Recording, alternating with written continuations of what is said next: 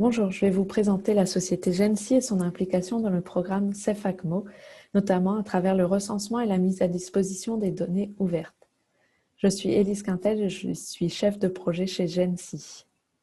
Gensi, c'est un grand équipement national de calcul intensif. C'est une très grande infrastructure de recherche de 15 personnes. On est société civile créée en 2007. Nous sommes opérateurs publics de l'ESRI. On assure la maîtrise d'ouvrage nationale pour le calcul intensif et le stockage des données computationnelles. Nous sommes une société civile et nos associés sont 100% publics. C'est le MESRI, le CEA, le CNRS, la CPU, qui est la conférence des présidents d'université, et INRIA. Notre rôle, c'est d'offrir des moyens de calcul et de stockage innovants et performants pour la recherche ouverte, académique et industrielle française. Nous coordonnons les 3 centres nationaux de calcul intensif, dits de tier 1. Le CINES, le TGCC et l'IDRIS. On gère l'attribution des moyens de calcul de la communauté scientifique sur critères d'excellence à travers des comités thématiques. Et enfin, on représente la France auprès de l'Europe via le programme PRACE. Gensi est également une structure unique en Europe, dite pyramidale.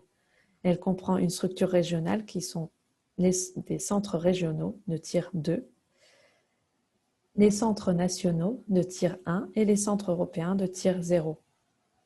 Pour les centres européens de tier 0, c'est la machine Joliot-Curie, opérée par le CEA, qui est mise à disposition dans le cadre du programme PRACE. Gensi, c'est également une ouverture régionale pour la R&D industrielle et l'accompagnement des industriels vers le HPC à travers le programme SIMCEO et EuroCC. Alors, quelles sont les actions de Gensi dans le programme CEFACMO? Tout d'abord, Gensi collabore à l'intégration et à la coordination technique du projet.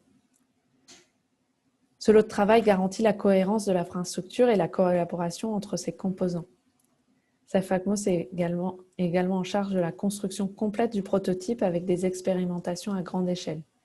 Le projet gérera également la publication des données issues de la plateforme sur des portails de données ouvertes européens et nationaux. Donc, nos actions, c'est précisément recenser les données et y donner accès via les portails nationaux et européens. Quelles sont ces données? Ce sont des données collectées, on peut les voir ici, et générées. Elles vont être identifiées dans le Data Management Plan. Les données collectées, ce sont des données de capteurs, les particules fines, les données GPS, de température et d'humidité. Ce sont également des données issues des images des caméras, dont il faudra anonymiser ces données. Et enfin, les données générées sont celles des données de la simulation numérique. Et on aura également les métadonnées associées à ce lot de données. Dès la fin du projet, donc, les données vont être mises à disposition conformément au principe FAIR, c'est-à-dire trouvables, accessibles, interopérables et réutilisables. Elles vont être compatibles avec EOSC également. Elles seront accessibles donc sous licence ODBL, interopérables parce qu'on va utiliser des formats ouverts, notamment le format JSON, et réutilisables. Nous n'aurons pas d'embargo sur les données. Ces données seront déclarées dans le SPMD, c'est-à-dire le Service public métropolitain de la donnée,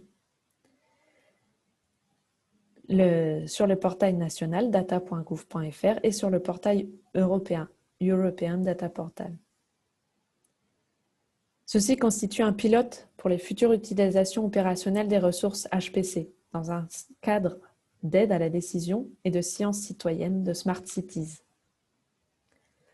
Je vous remercie pour votre attention. À bientôt.